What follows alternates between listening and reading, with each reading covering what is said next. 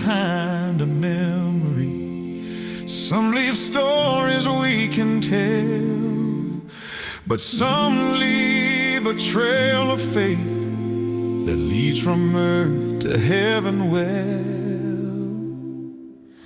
Down in Glasgow, Kentucky, back in 1944, Paul and Lucille raised a boy who'd serve the risen Lord. With hands that worked a welding torch, steel and sparks would fly. From Kentucky roads to Alaska's line, he gave his best in life. But the work he loved the most of all was lifting up God's name. Tommy stood for Jesus.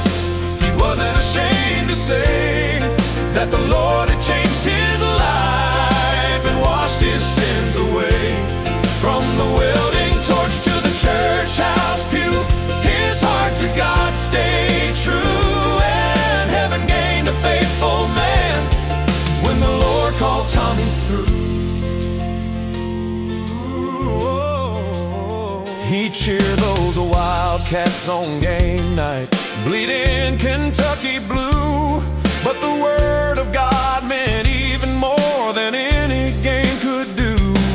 On Sunday nights and Thursday nights, when the Bible study went live, he joined the broadcast faithfully on Facebook Live each time, listening close to every verse, letting heaven fill the room. Tommy stood for Jesus. Yeah. He wasn't ashamed to say that the Lord had changed his life and washed his sins away. From the welding torch to the church house pew, his heart to God stayed true, and heaven gained a faithful man when the Lord called Tommy through. Now Joyce and all the family, all the memories he gave of a man who lived for Jesus and the life of faith he made. Though our hearts are hurting now and we wish he still was here,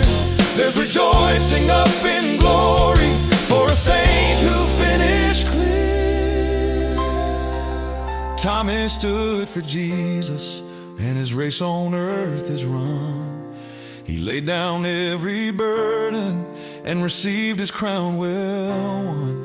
Though we'll miss his voice and faithful heart, one thing we know is true: heaven gained a faithful man when the Lord called Tommy through. So when the Bible's open and the gospel songs ring true, we'll remember Tommy and the faith he kept.